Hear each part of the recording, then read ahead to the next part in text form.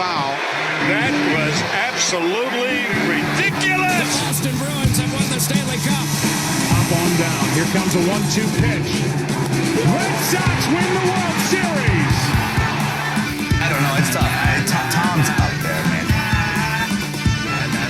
Beantown. What's up, Boston Bruins? Boston Bruins! What is going on YouTube? It's your boy Justin Media here on YouTube and from Beantown Takes. We are back again with another video, another Bruins video. As a matter of fact, this is the second straight Bruins video that we've done on the channel here, as in terms of reactions or whatever.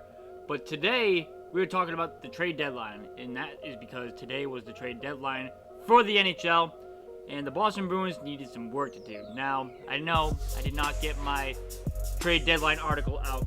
I do apologize. I had some stuff off camera in real life that I had to take care of, so on and so forth, so I didn't really get the time to do that. But let me just say this right now. The two guys that the Bruins traded for, I would not have predicted them whatsoever. So, I feel like that eases it up a little bit, the fact that I didn't do an article. And today we're going to be talking about the two trades that the Boston Bruins have made.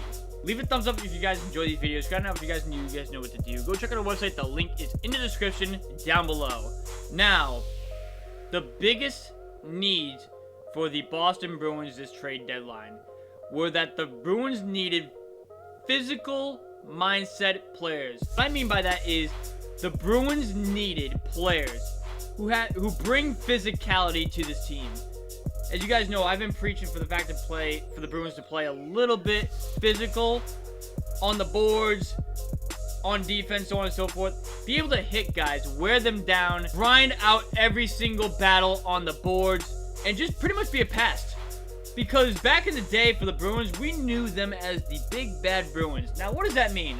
The Big Bad Bruin era was where you'd pound them on the boards, you'd pound them in the center of the ice too even. You do whatever it takes to get the puck. And you do whatever it takes for your team to win those little battles, which creates opportunities on the offensive end. And the one player that the Boston Bruins got that fits that category is Pat Maroon. Now, I'll say this. I have a subscriber on this channel, right? His name is Dime Dropper. Shout out to Dime Dropper. And he absolutely despises James Harden. James Harden is a player to him where, like, he looks at his game and he just hates him. He hates him.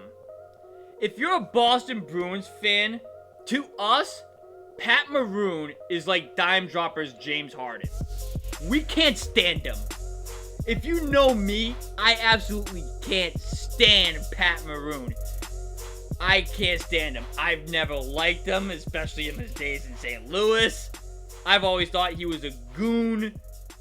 I've always thought he was a pest. Always thought he was a dirty player, so on and so forth. And when I first saw the trade, I was like, I really have to root for this guy now? Are you serious? Why? Why? Him in a Bruins uniform, to me, it just doesn't mesh. It doesn't mesh.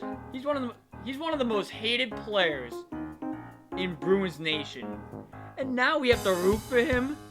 Holy crap. What a circle this has turned into. But I will say this, though. Great pickup. He fits the needs of, like, needing a physical player who has a physicality mindset. And he doesn't back down to any opponent. He will plow right through an opponent to try and get the puck. He's a grinder. He wears opponents down. He's sort of like Lucic in a way.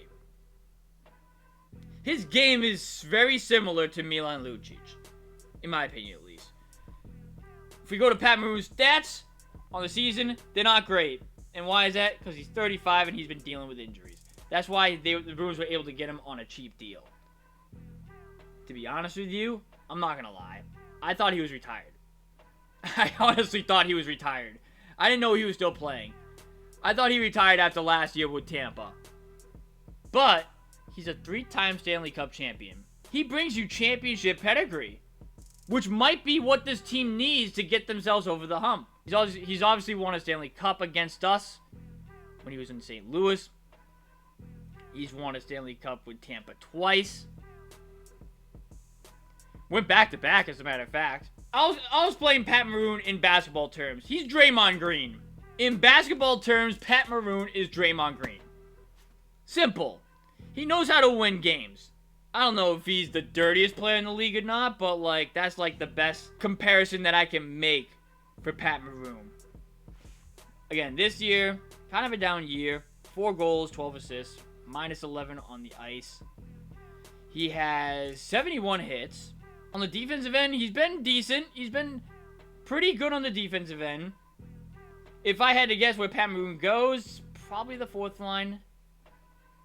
If not the 4th line, then definitely the 3rd. He's not going to be a 2nd line or a 1st line winger or whatever. But for a winger, man, Pat Maroon, 6'3" at 234.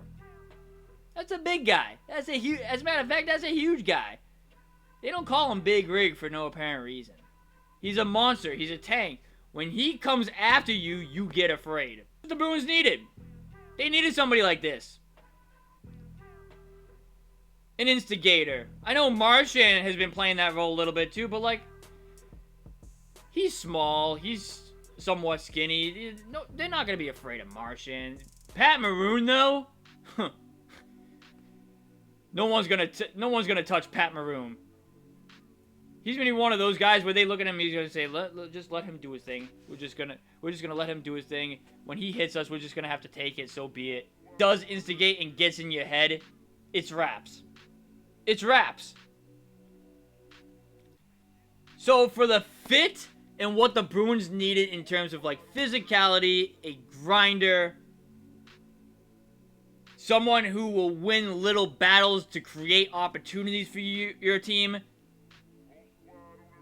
he fits this perfectly. Pat Maroon fits this absolutely perfectly. Again, I don't like the fact that I have to root for him now.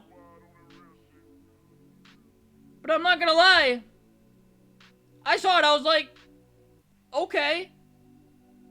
Okay.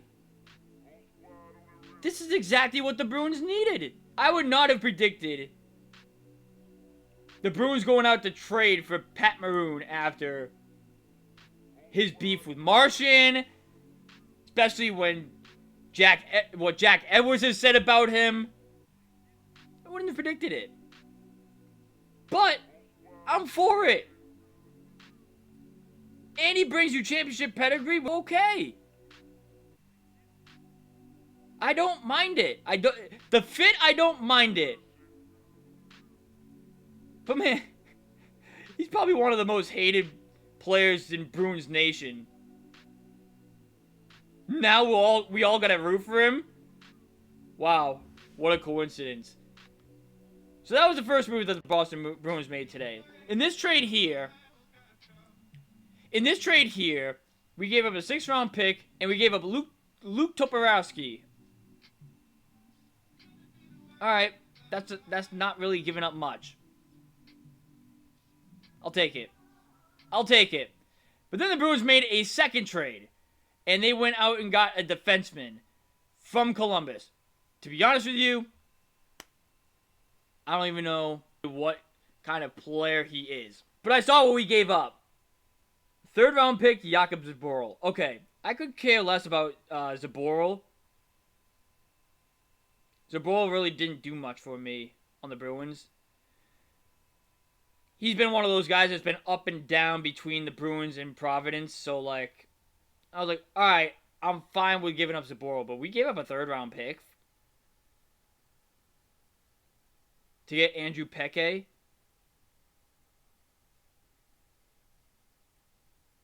I was like, alright, if we're giving up a 3rd-round pick, he's got to be somewhat decent, right? Again, I don't watch much Columbus Blue Jackets hockey. I don't think anybody does, to be honest with you, but he's 6'3", 210 pounds.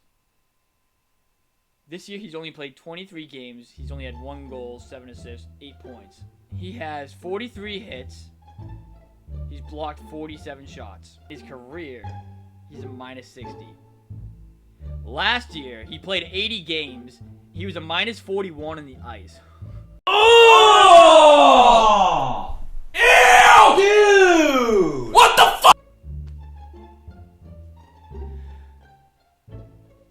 180 hits, 191 hits. Okay, so I'm looking at it and I just come to the conclusion like, okay, he's probably just a body. He's probably like a body, another player where they need a physical mindset on the defensive end. So you know what? All right. But you gave up a third-round pick for him? Really? A third? If they gave up Zaboral in like a fifth, I'd be fine. I'd be on board with it. I'd be like, okay, fine. But I guess the contract too is what plays a factor also. I've been seeing a lot of people talk about like how he's on a good deal. This might be the substitution for Forbort in the offseason. That's what I've been seeing with Peeke. So, I don't know. I just feel like a third-round pick for somebody who's a minus in his career so far. Like, dude, last year, minus 41 on the ice. Man.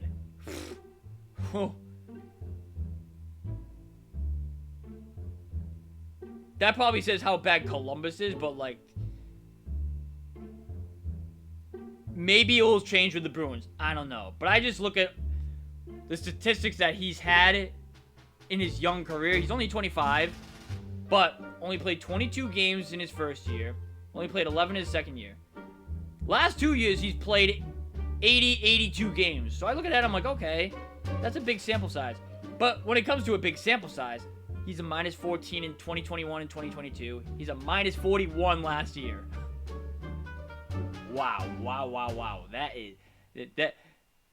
You know how bad either you have to be or the team has to be for you to be a minus 41 in the ice? That's crazy. But then I go over here and I see he had 197 blocks, 169 blocks in 2021 and 2022. 191 hits in 2021 and 2022, and 180 hits last year. His takeaways are decent. His giveaways, a little bit on the high end last year and the year before. The way I look at this move, I look at it and I say, this is the Bruins trying to turn his career around because they see something in him that maybe Columbus doesn't. Maybe they see that Columbus is utilizing him the wrong way. Maybe they can fix his game. While alongside that, he brings some physical presence to this team. Maybe he's a go-getter and a grinder like Pat Maroon is too. I don't know. Again, don't quote me. If there's any Columbus Blue Jacket fan that's watching this video, let me know about Andrew Peeke in the comment section down below. But I look at the package that the Bruins gave up and I go, you gave up a third-round pick for him? I feel like that's an overpay.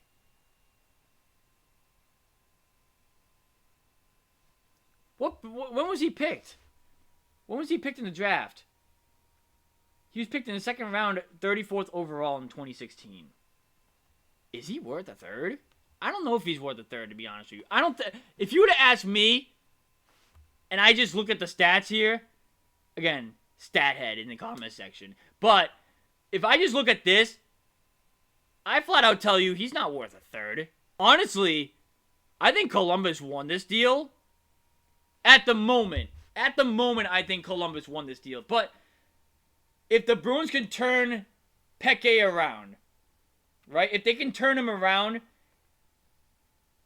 and they can get him to be a serviceable defenseman and not be a minus on the ice while producing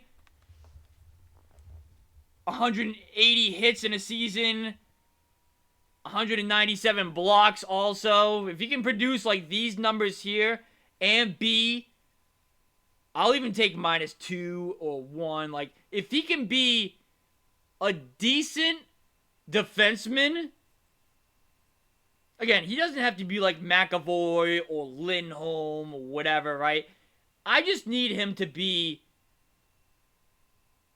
a positive on the ice. If he can be a positive on the ice and do this, then maybe the trade was even on both sides. I just look at this deal right now and I say, man, Columbus got a 3rd round pick for this guy? Wow, that's crazy. That is crazy. Let me know what you guys think in the comment section down below on the 2 trades that the Boston Bruins made. If I had to give the Bruins a grade for the trade deadline, probably be a B-. Probably be a B-, C+. They filled a need.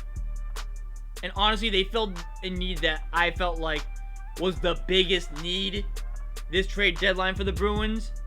And that was to bring somebody who has a physical mindset to this team. So it's a C+, B- for me. They didn't make any crazy trade whatsoever. But they did something.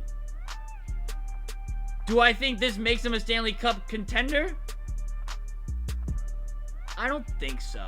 Could they make some noise after getting Pat Maroon? Maybe. But only time will tell. Let me know what you guys think in the comment section down below. Leave a thumbs up if you guys enjoyed. Subscribe now if you guys new. You guys know what to do. Go check out our website. The link's in the description down below. It's been your boy Jesse. And I'll see you guys in the next video. Later, guys.